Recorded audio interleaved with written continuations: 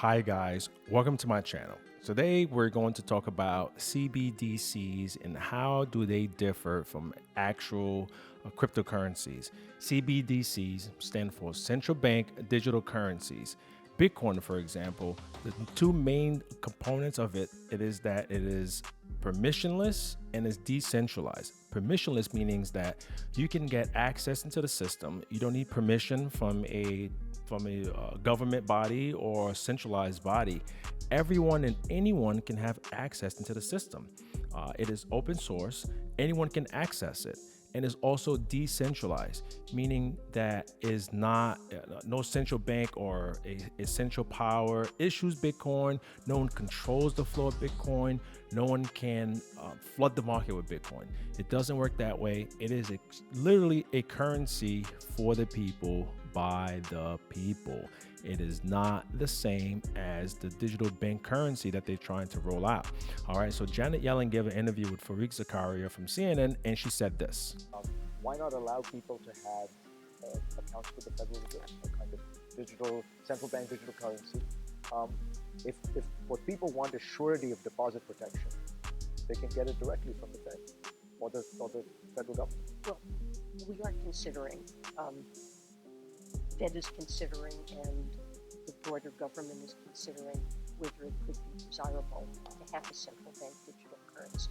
So the government is actively, currently right now, discussing rolling out a centralized digital currency. And what does that mean? Why is this scary?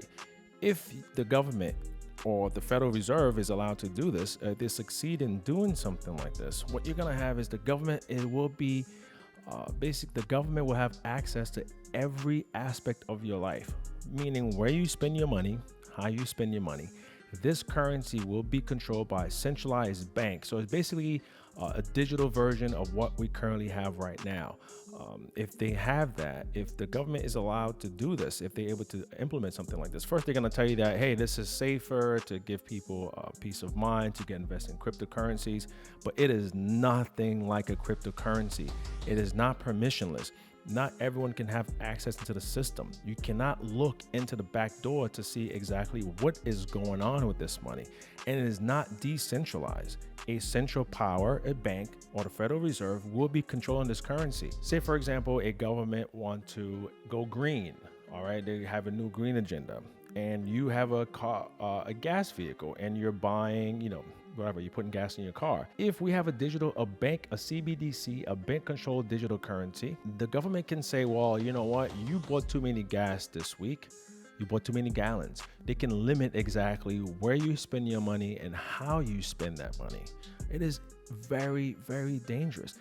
It basically erodes our freedom and our opportunity and our ability to spend my money any way I see fit. The government can say, well, you know what, maybe you protested. Maybe you said something they didn't like. Suddenly there's a glitch in your wallet and your digital currency, and you could no longer, buy food or pay your mortgage and so on and so forth. All right. And, it may sound extreme, but that is where they're going. If the government is allowed, if they're able to implement a digital currency, it will be a wet dream for government. I mean, it will give them an unprecedented amount of control on how you and I can spend our money. All right. And this is a multi-pronged approach. So what we're seeing lately is that ATMs are diminishing, all right, rapidly throughout the country. Well, the number of ATM machines around the U.S. has slowly been declining over the past few years. The U.S. peaked with 470,000 ATMs across the country in 2019. That number dropped to more than 451,000 by the end of 2022. Now, the trend started during the pandemic when many people stopped using cash. All right, folks, so that is happening. That is legit. All right, so we're so far 20,000 ATM. I mean, this is a trend. Now, you may say, well, that's not a lot. That's a little bit.